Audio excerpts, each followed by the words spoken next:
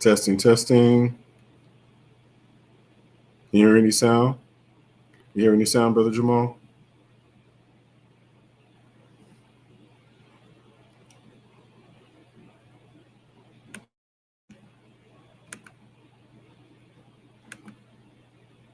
Any sound yet?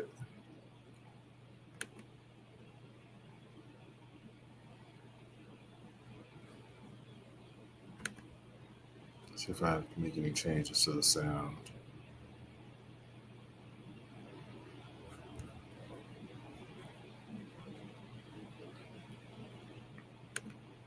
Oh, that's what I want.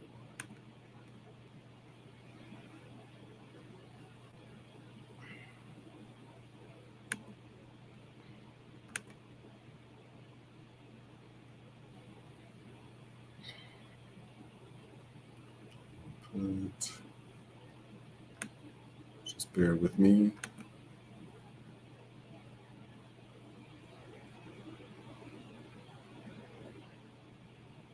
Testing, testing, testing.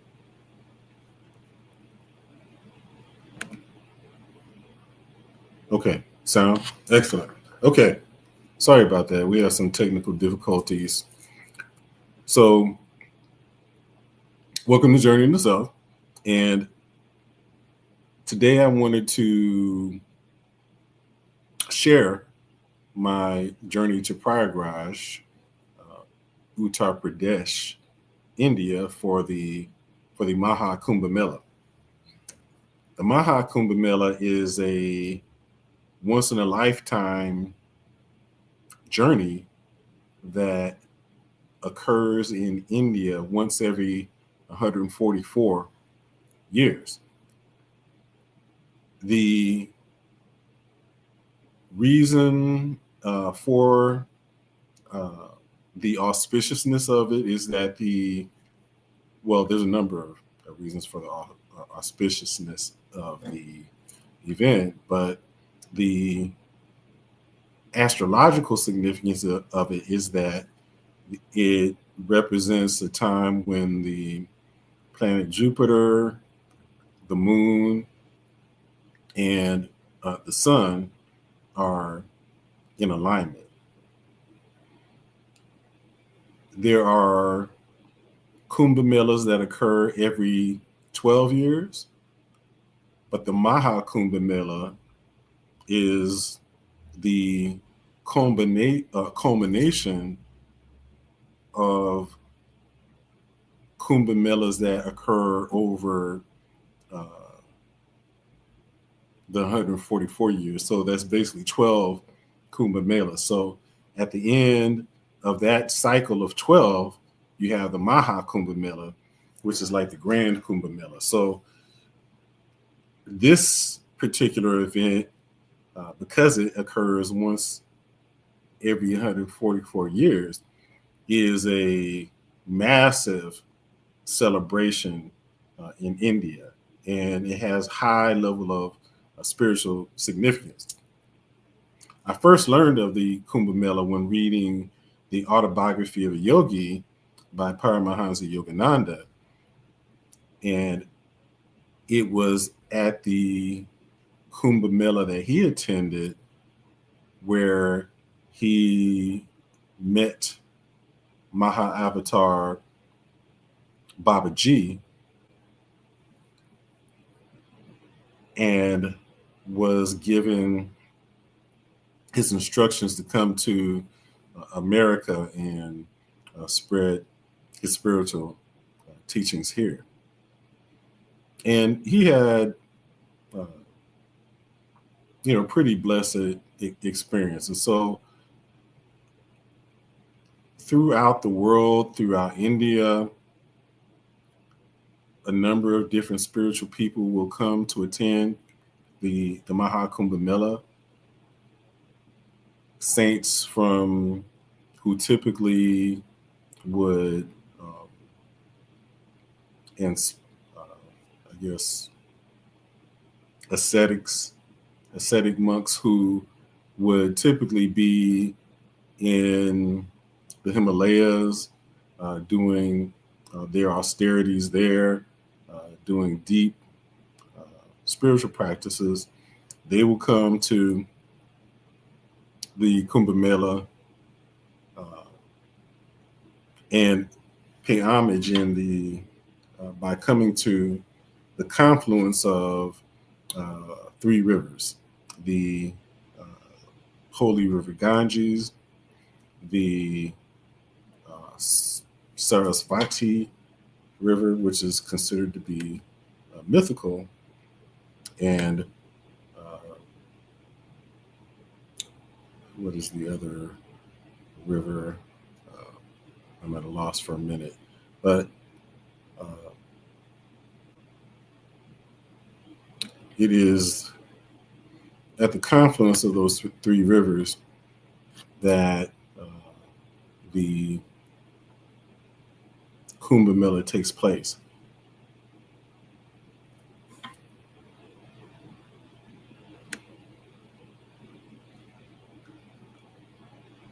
According to the folklore, in ancient times, it is said that there was a battle between the gods, devas, and the demons, asuras, for the nectar of immortality, which in the Mahabharata is expressed as the Amrit. And the nectar, the Amrit, the nectar of the gods, was taken away by Indra's son Jayant to protect it from the asuras, the demons. And the four guys were assigned to help protect it.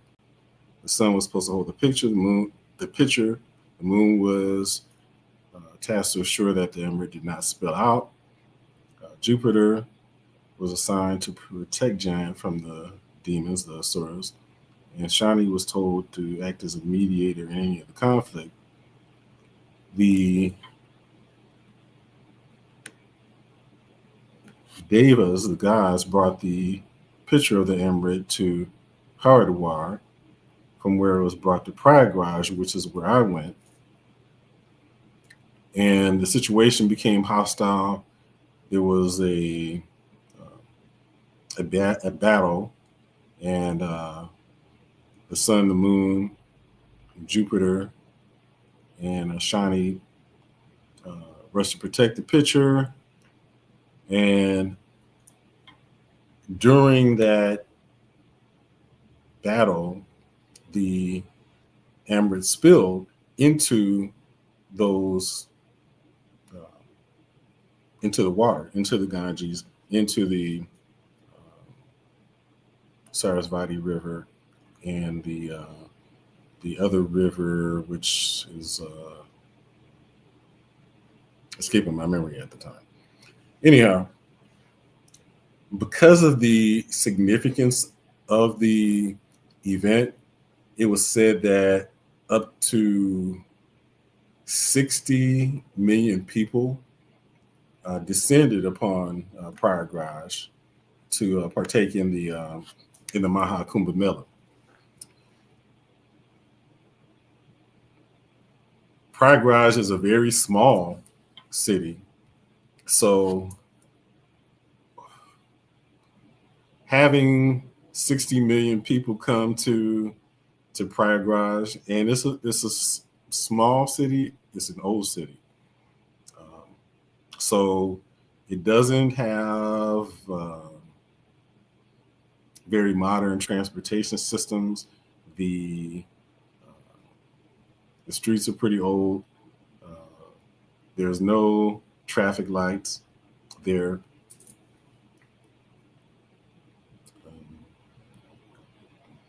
There are really no sidewalks, so all of the transportation vehicles, which include automobiles, rickshaws, and scooters and pedestrians, are all walking along the same roads. So I could imagine a crowd of people on the streets, on foot, in rickshaws, in cars, trying to make their way in these narrow streets, um, sometimes where there is no divider between the different directions. And so just people are just navigating their way through the traffic to get to the location where the confluence of the rivers meet, to where you go to the river. The objective of going to the Kumbh Mela is to dip oneself into the holy Ganges river, and when one does so, it's supposed to escalate our spiritual path and make it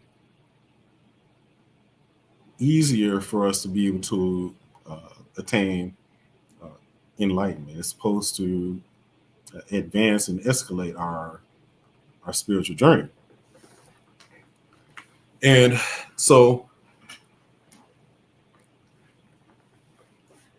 given that it is something that is meant to advance our spiritual path,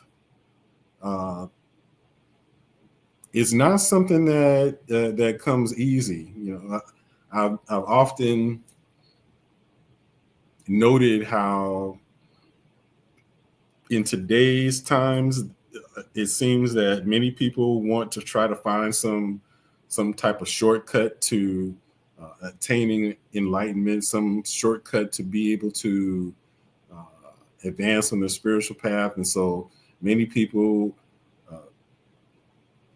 sign up for different seminars, spend thousands of dollars, where people claim to have some system to help people attain spirituality quickly. People will claim that, you know, certain things will open up their you know, their pineal gland, or you know, certain people will make claims about herbs and things like that. But it's not meant to be something that happens easily and quickly. You know, so it's meant to be a challenge. So there's no real shortcut to attaining enlightenment. Even, you know, when one is able to find an enlightened master, the guru's grace helps to escalate and shorten the time. But there's always a challenge to it. There's a lot of work that goes into the spiritual journey. So my journey was not an exception to that, as I went to attend the Kumbh Mela. So with that, I'll go ahead and share my experience.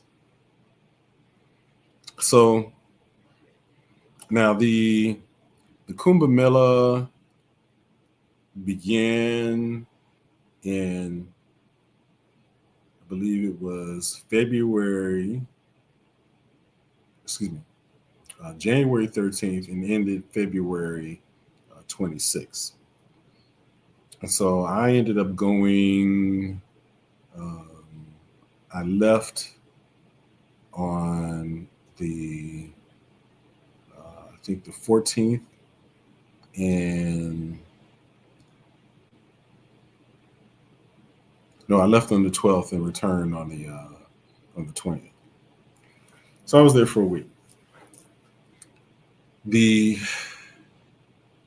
flight, I took a flight on Friday evening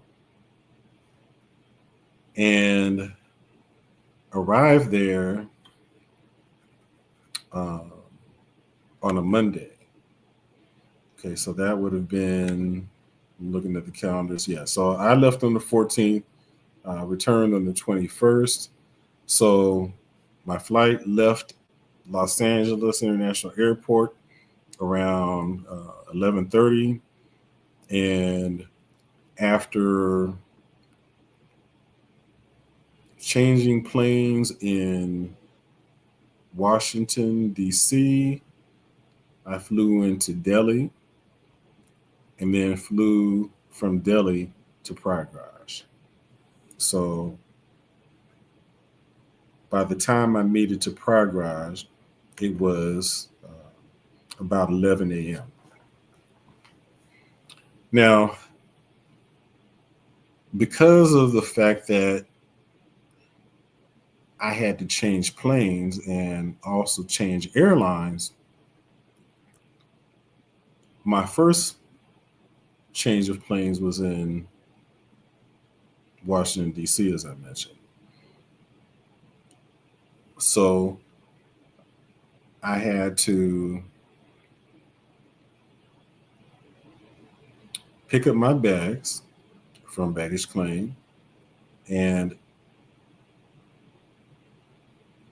check in to the new flight,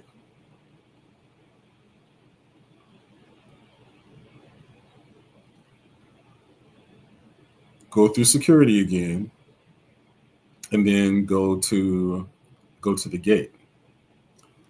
Uh, that ended up being a long process.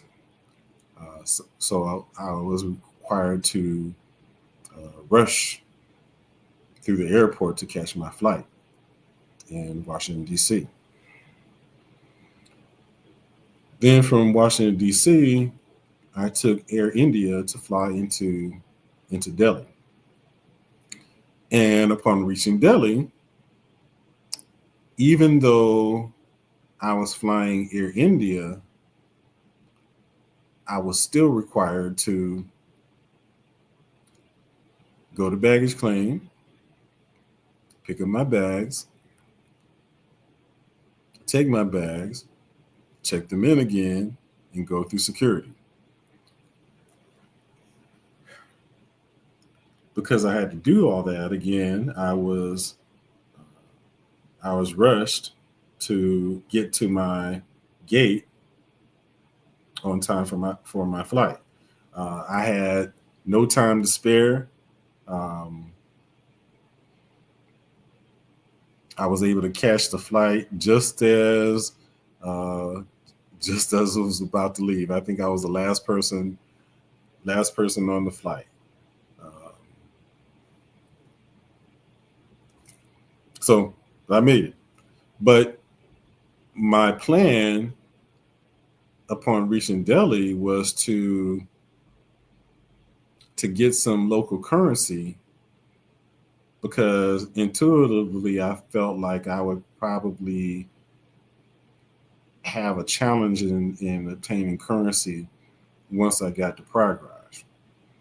But because I was so pressed for time, I was unable to obtain any uh, Indian currency because I had to rush to my flight. Um, on the positive side, the food was excellent on Air India, so I would recommend Air India. Um, so I land finally after making the change in planes in Delhi. I landed in Prayagraj. And as I mentioned, the flight landed approximately 11 a.m. India time. And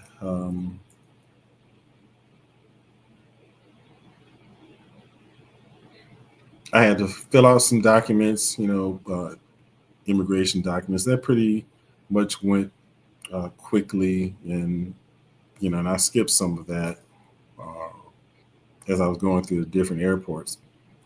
But just as I had anticipated, there was nowhere within the airport, which it was a very small airport, but there was nowhere in the airport for me to be able to obtain currency. Uh, Being a very small city, there were not many people who could speak English or understand English. So it was very difficult to be able to communicate there. Uh, and since I didn't have a local currency, I was challenged to be able to obtain transportation because I didn't have Indian currency to pay for them, and they did not accept U.S. dollars.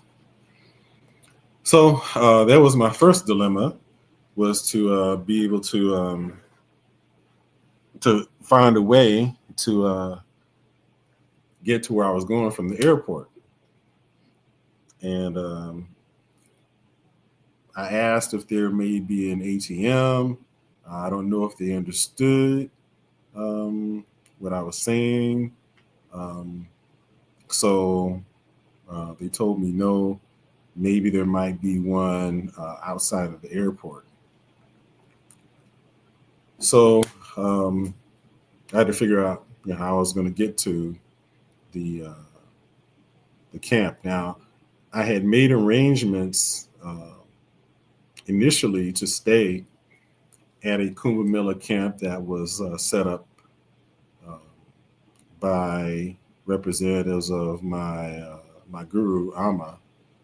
Uh, they had a location there, and I communicated with someone who made arrangements for me to be able to stay there. So, thus, when I was traveling, I was carrying two backpacks, uh, mindful of the fact that I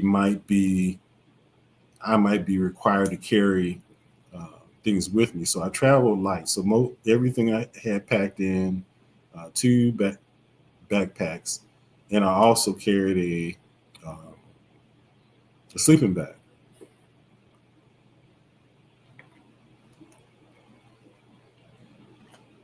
So once I exited the airport, I did observe that there was an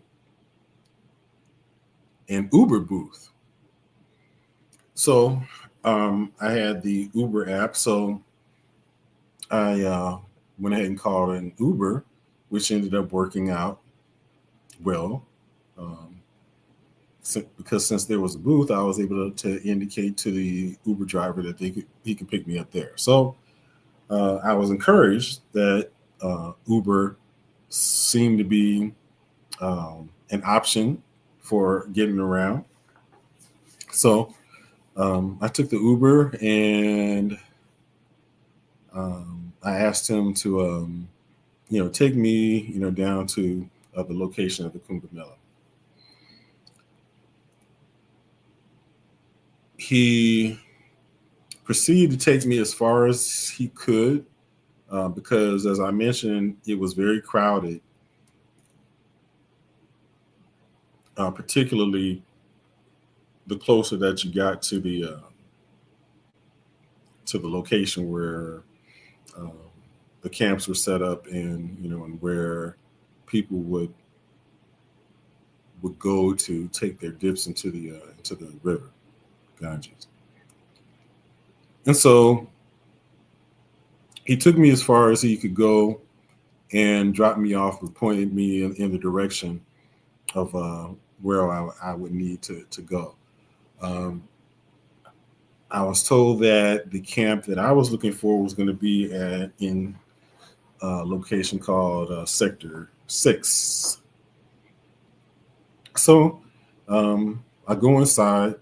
Um, Remember, I'm carrying my backpacks. I'm carrying my sleeping bag. And it's a pretty large setup. There's a number of different groups that have camps set up at the site. Um, it's a um, very large area. So walking around took a lot of time to go from place to place. And so I'm looking for Sector 6. And it seems initially that I'm headed in the right direction because I see Sector 1, I see Sector 2, I see Sector 3, I see Sector 4. And so it appears that the sectors are set up according to numerical order. But the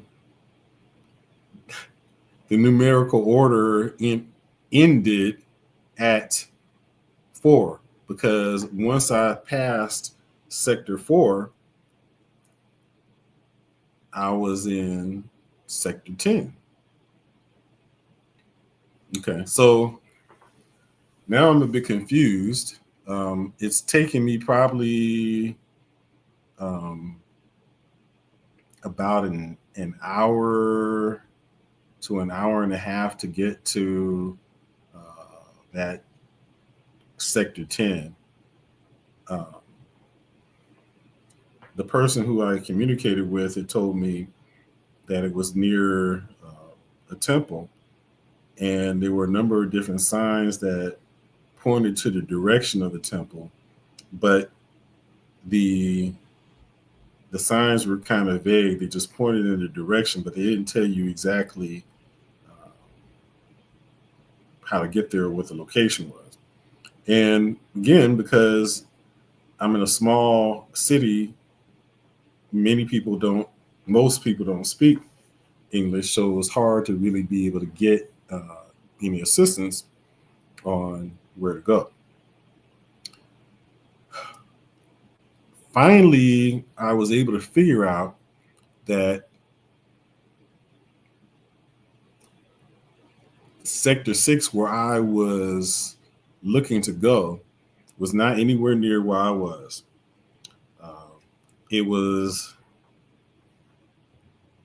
on the complete opposite end of where I was currently located on the grounds.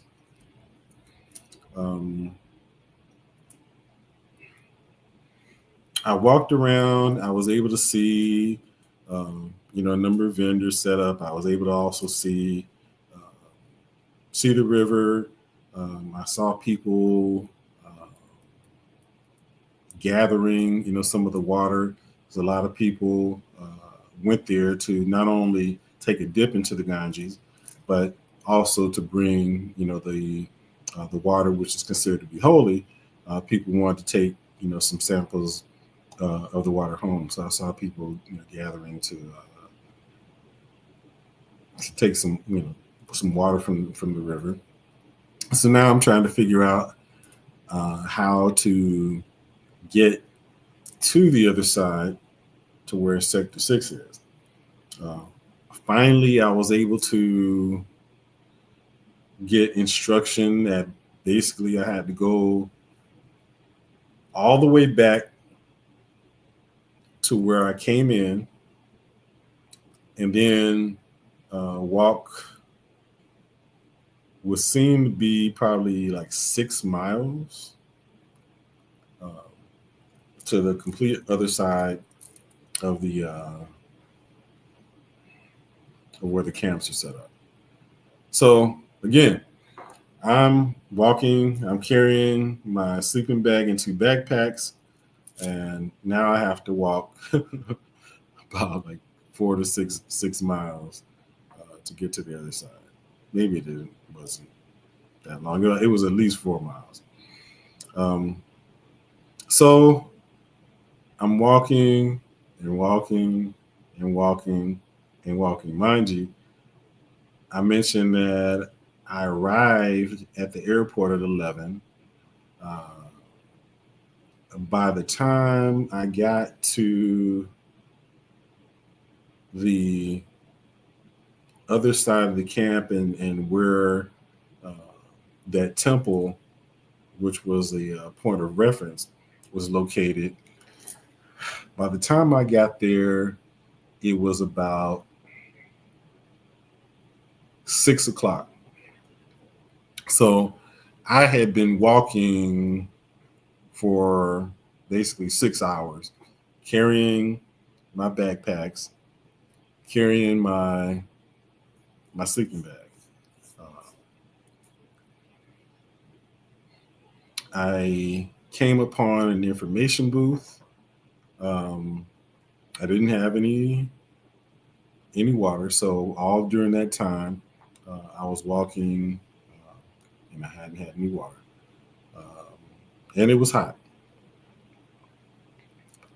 Um,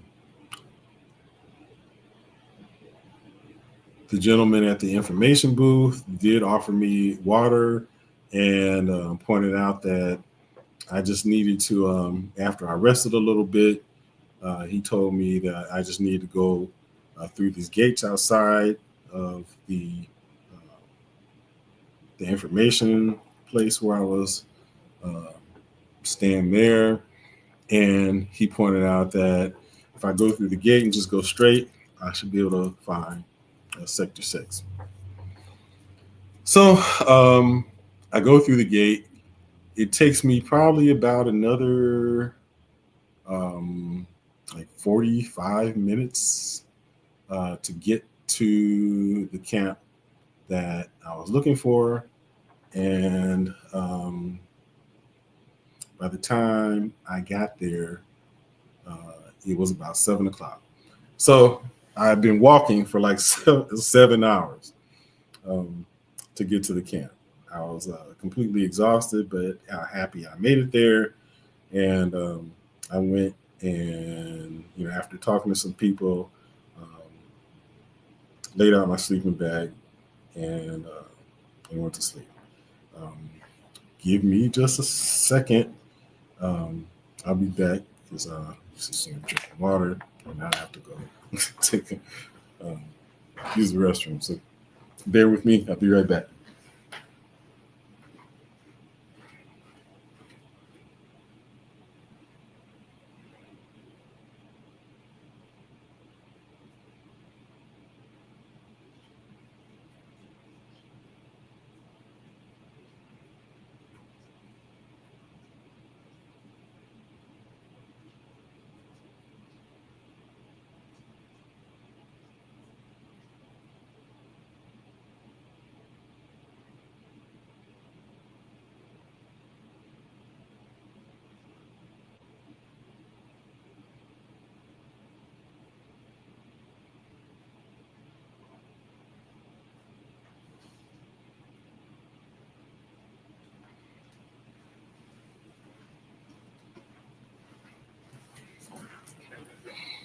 Okay, so I spent the night at the camp, got up early, and participated in a Homa ceremony, which is a fire ceremony um,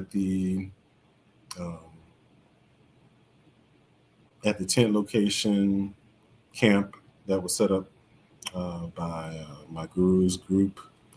And so there was a pujari who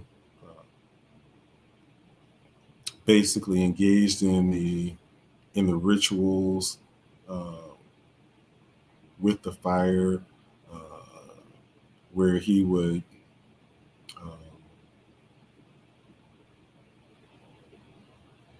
do a number of sacred mudras, which are hand signals, and give offerings into the fire and give uh, offerings to uh, the different gods or aspects of of God to invoke blessings and to put positive vibrations into the atmosphere. And that began like around 5:30 in the morning. So I was up probably around 4 and cleaned up before and changed clothes and before I participated in the Homa. Hung out there, did some meditation, some chanting, and by 11, I decided to leave.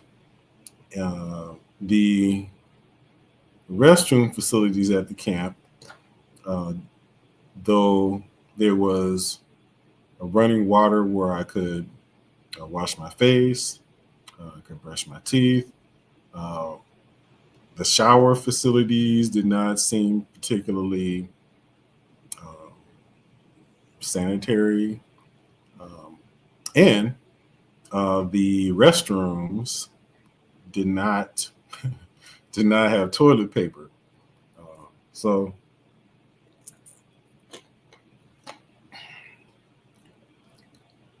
staying at the camp did not seem to be a comfortable option. At least if one, I guess, was not accustomed to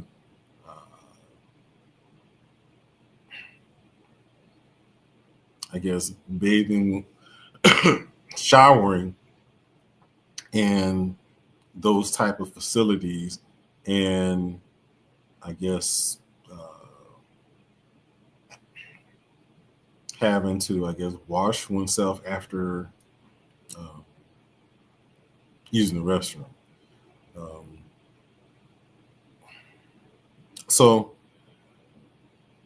my initial plan was to stay at the camp, but I ended up deciding to see if I could find some lodging outside of the camp that would be a bit more comfortable. So I went on to Travelocity and seemingly secured a room.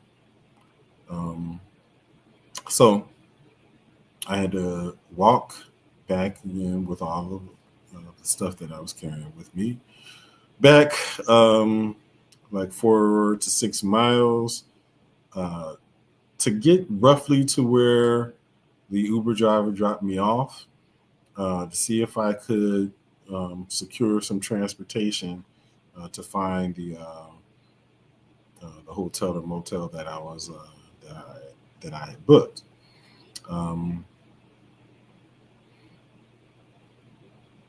I tried to summon an Uber.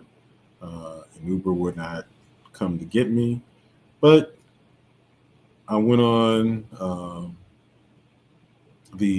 my phone to look at the map, and I put in the address to the hotel, and it said that it was relatively close, like within walking distance. So I set forth trying to locate the hotel by foot. I went into these very narrow streets where there were cows, goats, dogs. I did not see a cat at any time in Prayagraj. But very narrow streets, and walked and walked and walked and walked and walked and could not find that hotel anywhere. The navigation just kind of took me just seemingly in circles. And every time it indicated that that I was there or nearby. I did not see anything that resembled the place I was looking for or had a name on the building that I had allegedly booked. So I'm walking back in the direction that I had left, and as I'm walking, I'm approached by, I think, four people who are covered in ash and are wearing their hair in locks, um, who apparently are sadhus or uh, spiritual ascetics who spend all of their time in spiritual practices. Appears to be, I think, is the key word. So one of them approaches me and proceeds to uh, reach towards me, to touch me, to like apparently give me some type of blessing, unsolicited, mind you. And then he, after having touched me, he um, asked for money. Um, I didn't have any uh, in me in currency because I wasn't able to obtain any uh, at the airport. So I pointed out that I didn't have any money. He starts. He gets agitated and he starts, grabbing at my uh, one of the chain that I was wearing, and breaks my chain, and and tries to take it uh, from me. He breaks it, and does take it actually, um, and then he starts reaching for uh, this um, and tries to take that off, and so uh, I end up having to give him a four-armed shiver to to back him off of me, and almost knocked him uh, to the ground. Uh, and I noticed myself getting upset, um, starting to get a little angry, um, and by that time I had been pretty. I was starting to get pretty frustrated because I had walked by that time. I had walked probably about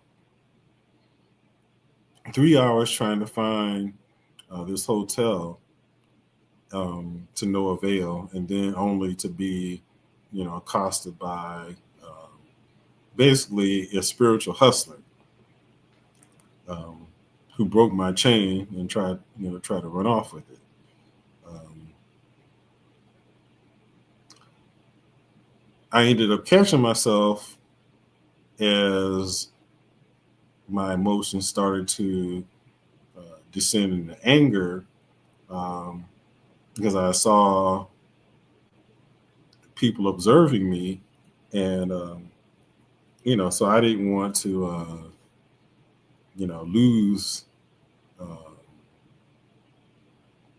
control of my emotion uh, in that moment. So I was able to catch myself at that point, um, and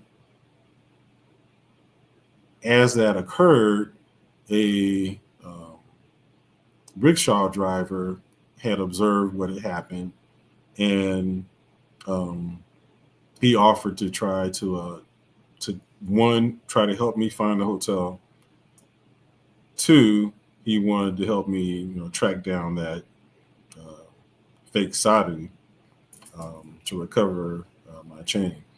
Um, I did recover the chain.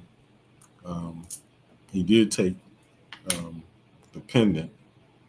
Um, and so we ended up ensuing on another journey to try to find the hotel. We drove for around probably for at least maybe 3 to 4 hours looking for it. Um, Basically coming to the conclusion that that hotel uh, did not exist. And so I ended up basically getting uh, ripped off from that. So another challenge. So he tries to find some, take me to different hotels to try to, help me find a place to stay within that area that he had been driving me around. Uh, he ends up taking me to some people I think that he knew or had some type of relationship with. Uh,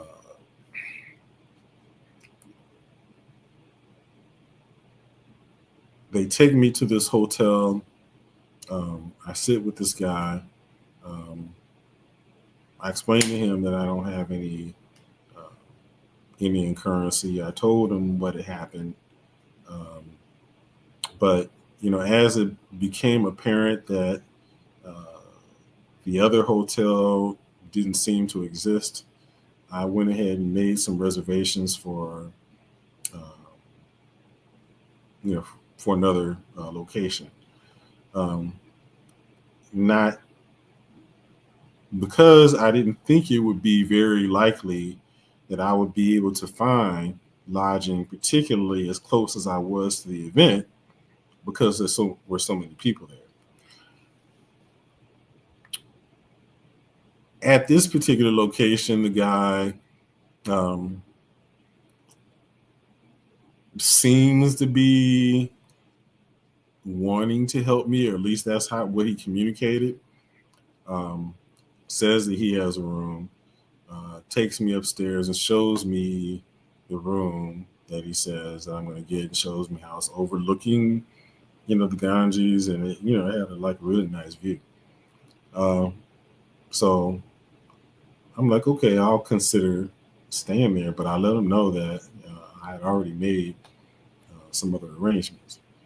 Um, but he, wants me to go ahead and consider it. But so I'm like, okay. So he gives me the key. I go up to go uh, check out that. He gives me the key to a room. So I go up to that room. He tries to do a bit of a bait and switch on me. The room that he gave me the key to uh, did not look anything like it would. Well, it wasn't the same room that he showed me. Um, he somehow said that ended up getting taken in between the time we were talking, and he gave me the key. And then he takes me to this room that uh, once you put the key in, you can't take it out, so you can't close the door and lock it. So I have a room that's not secure. Um, yeah, that's what he wanted me to take. So I ended up declining that room, leaving. Had the guy just basically take me back out to where my initial Uber driver dropped me off. Um, and hoping again that that might be a good location for someone to be able to pick me up. Um, I summoned an Uber driver. Um, he said that he couldn't come to where I was. Um, and so I relocated to this railroad road station, which seemed to be a much better place to be picked up.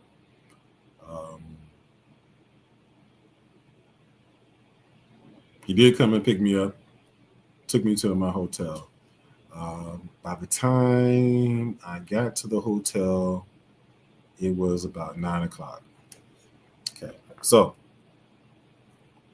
that was Tuesday. Basically a wasted day spent trying to find the lodging that I thought I had booked, and then finally having booked a alternative location, which was far away, probably like I'd say 6 miles from the location of the Kumba Mela, which I thought would be in my favor in terms of being able to get picked up from it, because I thought that it would be far enough away from the crowd. So get myself settled in the hotel, rest, get up early, meditated around I think like 4:30 in the morning. Got up from meditation, got myself together. My intention was to get out and go and head down to the Kumba Mela around 9 o'clock. I had not eaten anything since I had arrived, nor did I have an appetite. I got water. That Wednesday morning, I decided to go and get some fruit. Got some more water. Ended up eating the fruit. But my stomach started bothering me, and I was able to trace that to the fact that after having gotten some water from the information booth, I went to a water dispenser to refill my water bottle and had forgotten that I should not drink local water. So that ended up giving me some issues, with my stomach, which ended up delaying my plans to go, out to the Kumba Mela location. And by the time I ended up feeling that my digestive system was reasonably under control and I could go out, then I started feeling an extreme level of fatigue. And I think I was starting to come down with some type of illness. So I had to lay down, ended up going to sleep, and by the time I ended up waking up,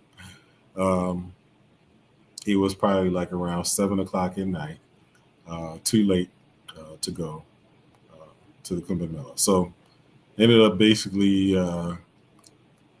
resting that whole day. Probably my body needed it, at least to be able to, overcome, what my body was being challenged with in terms of, the stomach illness and the little bit of a cold that I was starting to come down with. So Wednesday was pretty much a wash. Tuesday was a bit of a wash. Now,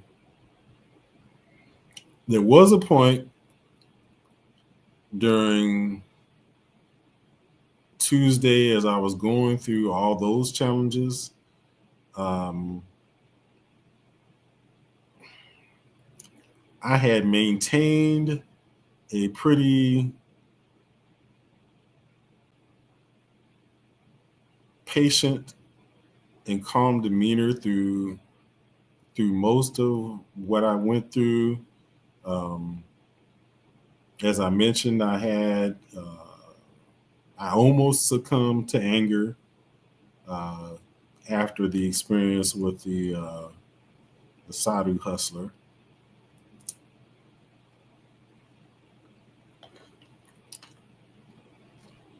But I was able to retain or regain my composure there.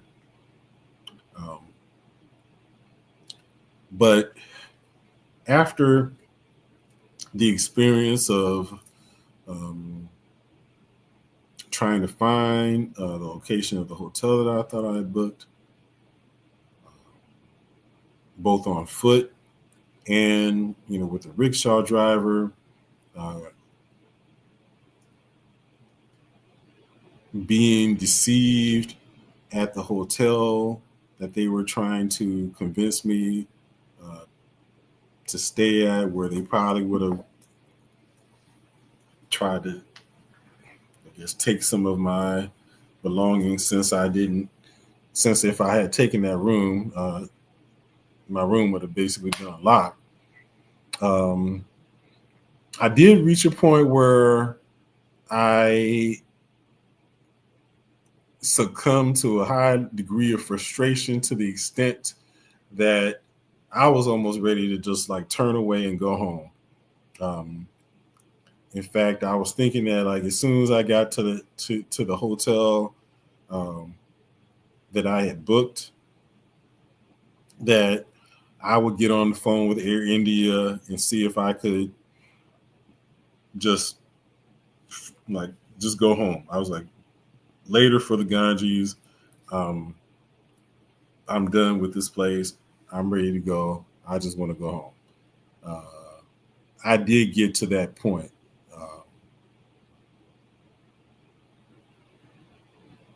that day where I was feeling that way, honestly. Uh,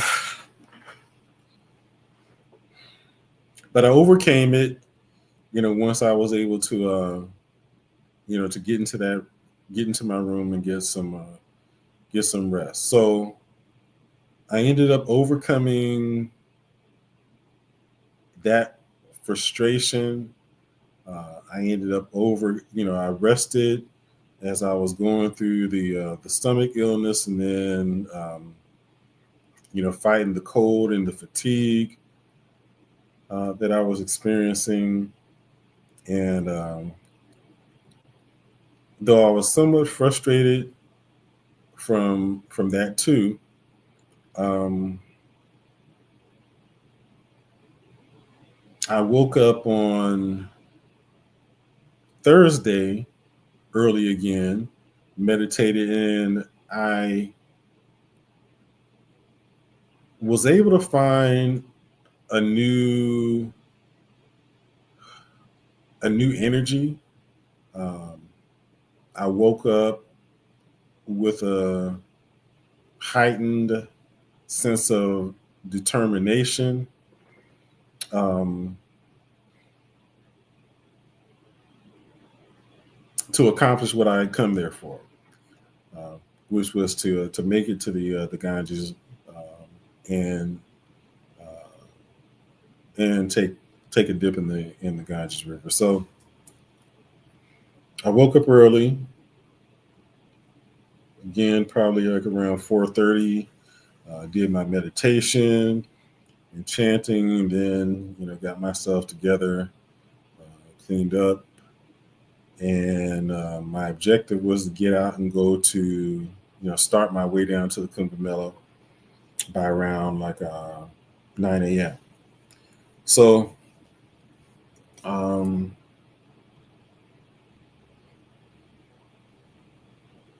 so I did that, or like tried to do that anyway, and so I went down after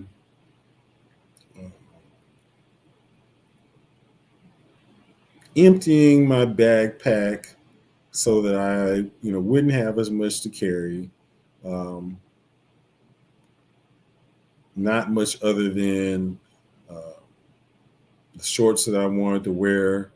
Uh, once I got to the Kumbh Mela, and actually, I put um, the shorts on under the pants I was going to wear, and then had something to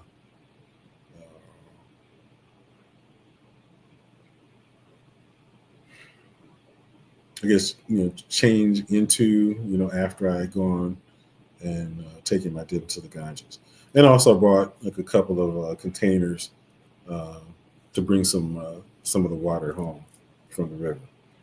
So I exit the hotel, looking for a rickshaw to take me down to the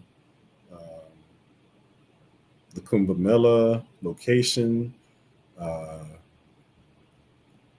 None of the rickshaw drivers um, want to take me. They all uh, declined the ride, and I was able to have someone who worked at the hotel try to negotiate with them on my behalf, but they all um, declined because it was too far. I was too far, and it was, I guess, too crowded for them to uh, want to take me. So finally, he was able to get someone who seemingly had agreed to take me down to the location, and uh, so I get in his rickshaw, and mind you, the rickshaw is basically a an electric operated um, three-wheel scooter with a passenger compartment on top. Okay, so I get in with him, and he proceeds to just basically take me around the corner and just drop me off, and just pointed me in the direction of the Kumbh Mela. So he really didn't take me anywhere. So after all the walking that I had done, I was not particularly inclined to want to do a lot more walking, but um, he just dropped me off. And so now I um, have to figure out how to get to the Kumbh Mela location from where he dropped me off. Um, and as I pointed out, the hotel that I ended up was a pretty good distance away from the Kumbh Mela. Um, Nonetheless, there were there was a good crowd of people heading in that direction. So all I could really do was just follow the crowd and hope that the people that I was following were on their way to the Kumbh Mela. The way I was able to make the decision that I was following the right people was, as I mentioned, most of the local people who were going were carrying like plastic water containers or water bottles, um, so that they could fill it and take the water home. So wherever I saw people with containers that they could carry water in, I would follow those people. So I followed them, walked and walked and walked and walked and walked. And again, I'm walking, um, past cows, uh, different animals. Um, I'm walking through, through the streets, and as I mentioned, every everything is on the streets. People are on the streets, scooters on the streets, the rickshaws on the streets, cars on the streets. Um,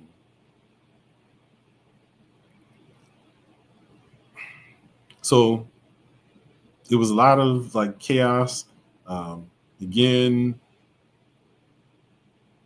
local people were heading to the Kumbh Mela. People were coming, from all over India. Most of the people who were heading to the Kumbh Mela seemed to be local people. So most people were on foot. Um, so um, so I'm just walking, along with them. Uh, I'm not attracting, particular attention because like everyone's pretty much my complexion. I almost pretty much like blended in. Um, I wasn't really dressed unlike them. Um, Most men have mustaches in India. So I'm just like following where the crowd is headed. We got to a point where uh, the road that we were going on uh, was blocked off, so we had to take a detour. So I had to figure out uh, who to follow and which detour to take. And again, trying to like figure out who was going to the Kumbh Mela, so I could like try to make a good decision on who I should follow. Um, I don't recognize anywhere that I'm going because where the rickshaw driver dropped me off was not the same road that I remember taking from the Kumbh Mela to the hotel. So I have no idea where I'm going at all. I'm just following, people, hoping that I end up where I'm trying to go. So I'm walking, I'm walking, I'm walking. As I take the detour, we end up going um, down this, I guess, kind of a residential, commercial area with very, very narrow, um, very narrow road. Um, if you could even call it a road. Um, you could maybe liberally call it a road because on occasion, motorcycles and scooters would zip between the people who were walking there. Um, but just people are just walking there. So I'm just, again, following the people and, just hoping that, I'm following the right people to the right place. But, I'm walking, a very good distance. I probably walked to get there that morning, probably 6 miles. So it took, I think I left at 9. So I walked for about like maybe 2.5 hours. So walking and walking and walking and walking. And I got to a point where things started to look familiar and started to look like the area that I was walking around that Tuesday when I was looking for my hotel. And finally, we ended up emerging um, from that area, which again was like a combination of residential and some small shops. And we emerged out into the street, which I recognized as a street where the entrance to the Kumbh Mela was. And it ended up turning out that the entrance, that when we emerged from that commercial area, the commercial residential area, the little things, the alleyways that we were walking through, that's a better description. They were like alleys. Uh, as we were emerged from the alley, we were like right on at the entrance to these gates, which led to a bridge. And on the other side of the bridge were basically the two, I guess, beaches that were established on the river as places where people could go and take their dip. And so it ended up that I was fortuitous. I found the right people who took me to exactly the place where I needed to go in order to be able to take my dip in the Ganges. I was right there. Um, had no idea how I got there, but I was just right there. And so now um, I'm I'm elated because even though I was a little irritated by the fact that the rickshaw driver dropped me off and now I have to walk again, um, I felt elated um, because of all that I had gone through up to that point. That I didn't give up um, when I was at the height of my frustrations. Um, that I persevered through the physical challenges because, as I pointed out, when I was doing all that walking the first 2 days, I did all that walking carrying my backpacks and my sleeping bag with me. I was walking for hours uh, without food, without drinking anything. Um, my knee had been bothering me, um, but there came a point when, as I just continued walking, I noticed that the pain went away. Um, After having walked, carrying all of that with me, by the time I was walking to the Kumbh Mela location to take the dip, um, my legs felt exceptionally strong. Uh, I felt good. And mind you, um, from the time that I had arrived there and that Thursday when I made it to the location, I had not eaten anything other than an orange and some grapes. Um, but I wasn't hungry. Um, so I go, um, I take off the pants and my the shirt I was wearing, and I go and I take my dip into the Holy Ganges River, um, and again I just felt this really this sense of elation again, you know, because of the perseverance of me going through all the challenges, not giving up, not giving in to the frustration,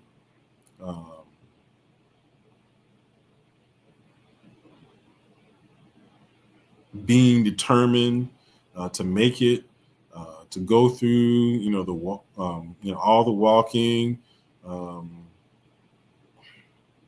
just overcoming all the frustration and the challenges, but finally making it there. So it was more than just me just getting into the river. It was everything that I went through to get there, from the challenges that I had traveling to India, the challenges that I had as I described, throughout that week, the physical challenges, the walking, the getting sick, that I overcame all that and I made it. And I took the dip and, and took some samples of the water.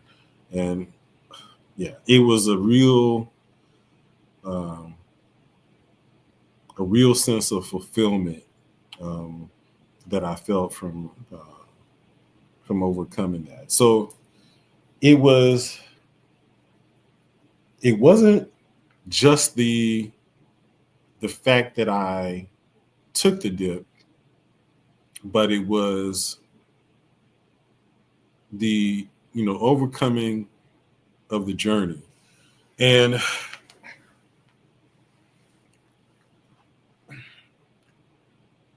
my show is called Journey into Self. And the reason I call it that is because that's what life is.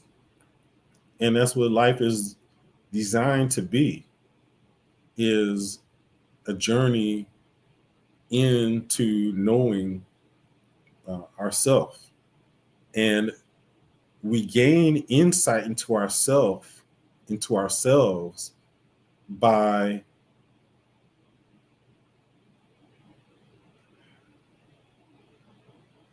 overcoming challenges, by learning to be in control of our emotional state so that we can make the right decisions, that we can allow ourselves to be guided by spirit. Because when we allow ourselves to be controlled by our emotional state, we will make irrational decisions. So as I pointed out, when I was in frustration energy, I was about to make the irrational decision to give up and go home. Having traveled thousands of miles and countless hours to get there, I didn't yield to the negative emotion and allow the negative emotional state to control my actions. And that's a lesson, for us in life, to be able to maintain a sense of equanimity. And when I say equanimity, it means to maintain a sense of peace, a level of emotional detachment as we go through these challenges, so that we can allow ourselves to be guided by spirit as we go through the journey of life. And so as I was recounting how I ended up even making it to the location, um, I basically had to surrender, to the guidance of spirit. I didn't know how I was going to get to the location. I just had to trust that I was getting there, and so I just surrendered to that and trusted that I would end up there. I didn't know. I didn't know, but um, I gave it. I basically gave it to spirit and trusted that I would be guided to where I needed to be, and I made it there. Because of that.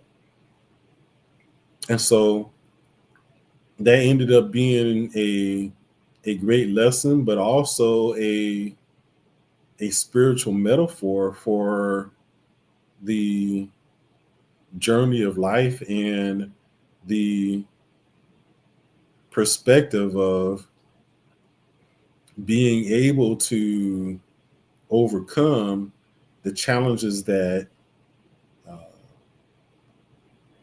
we are presented with in life and persevering through those challenges by maintaining um, equanimity, by maintaining calmness, excuse me, by maintaining um, peace, by keeping ourselves, uh, our emotions under control, uh, by keeping our thoughts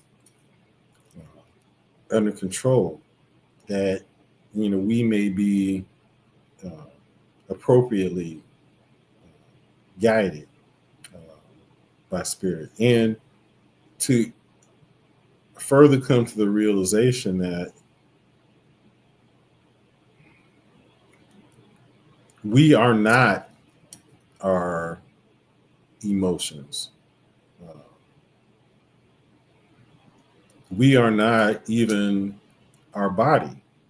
Uh, as I ended up persevering through my physical challenges, I didn't. I stopped basically identifying with the pain, and when I stopped focusing on it, it ended up going away. I was focused on the journey and making it to where I needed to go, and being fully present in the moment as I was going through it, not being uh, too focused on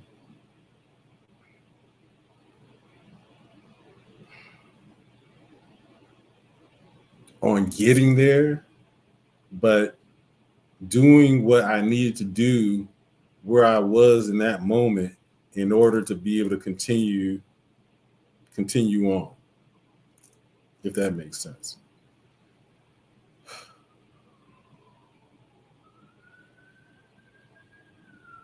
So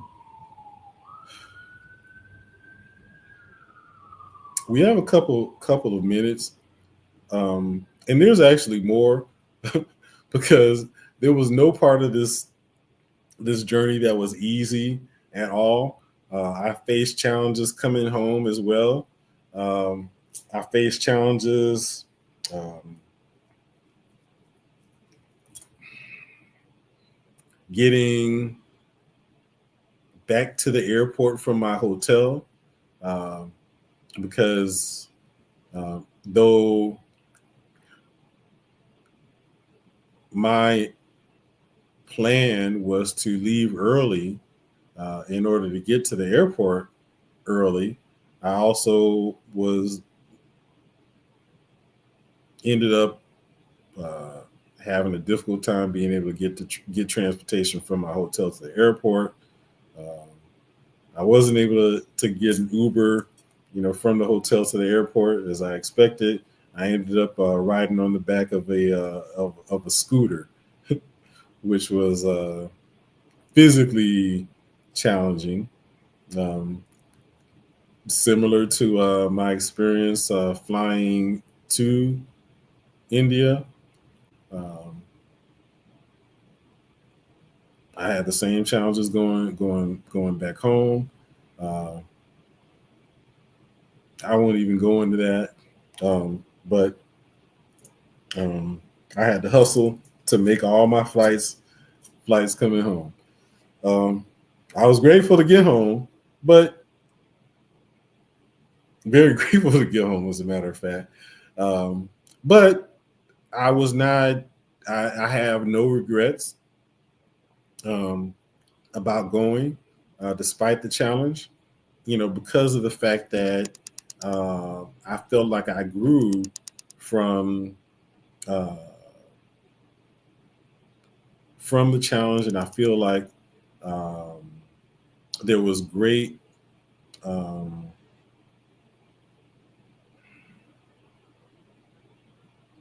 there was a lot that I gained from the experience, not just from the experience of taking uh, the holy dip into the Ganges River, but it was the journey that made it that much more fulfilling. Um, and so, be mindful that as we go through the experience of life, that we will be faced with challenges, particularly if we are on a spiritual journey. If we have set out with our objective of spiritual ascension, we are just going by nature of the fact that we are pursuing that goal. We are going to be challenged because we are transitioning from our identification with our ego self to our identification with our true higher self. But that's a battle, you know, because the ego self, the lower self, is not going to acquiesce to it. And so there's an inner battle that we engage in, and it creates a challenge. And so the my journey to the Kumbh Mela was a metaphor for the spiritual journey that we all face in life. And it indicates that it's not meant to be an easy thing, but it's the overcoming of the challenges that makes it more rewarding and more fulfilling, and strengthens us. And it creates uh, faith and confidence in spirit and in ourselves, because we realize then, that there's no separation between the two, that we are a spirit, right? And so we gain confidence. Uh, we gain the experience of putting the spiritual principles that we've learned into practice, which is what I was constantly challenged to do during all of that experience. Uh, I had to maintain equanimity. I had to be able to maintain uh, peace. I had to be in control of my emotions through all of that, or else I would never have made it.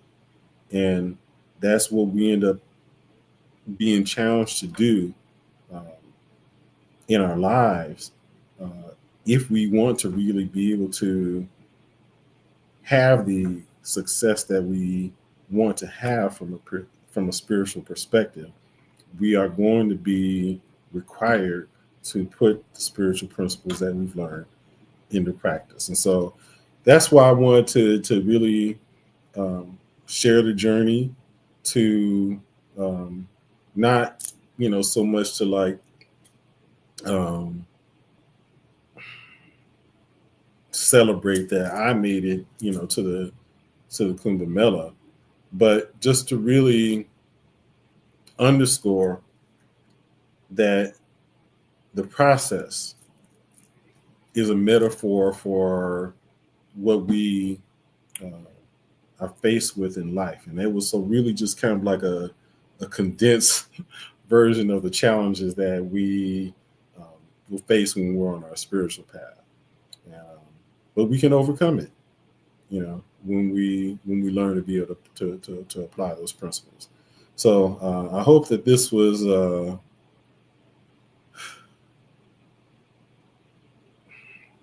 that you have gained something from sharing this experience with me, and you will be able to draw things from it that can benefit you on your individual spiritual journey. So um,